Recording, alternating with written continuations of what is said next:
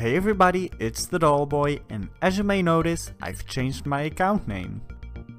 I wanted to change Ever After High Boy because Ever After High isn't the only doll line I have anymore. As you can see and might already know, I also own Gooliope Jellington by Monster High, and today I'll show you how I made this wig for her. For the wig, I'm using this really cool ombre hair. The hair is Kanekalon, and I'll post a link from where I got it in the description box. I also got this wig cap to attach the hair to. In preparation for the wig, I already braided Gooliope's hair out of the way as flat as I could.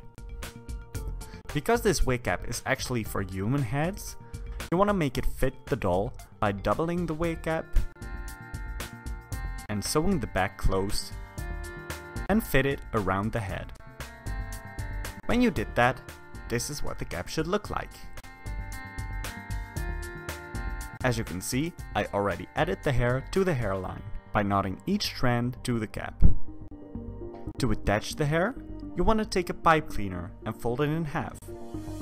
You want to twist the ends together to create a loop. Instead of the pipe cleaner, you could also use a latch hook, but I don't own any of those. You want to pinch the loop closed and bring it through one of the holes in the wig cap.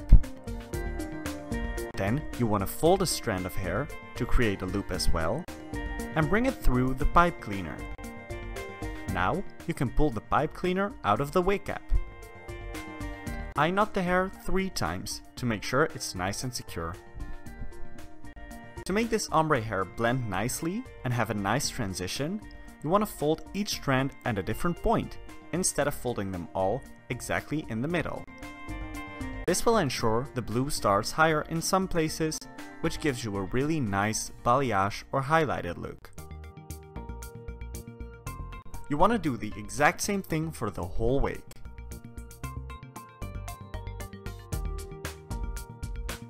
As you can see, when you're working with this hair, it gets pretty knotted. That's why after every row, you want to comb or brush it through,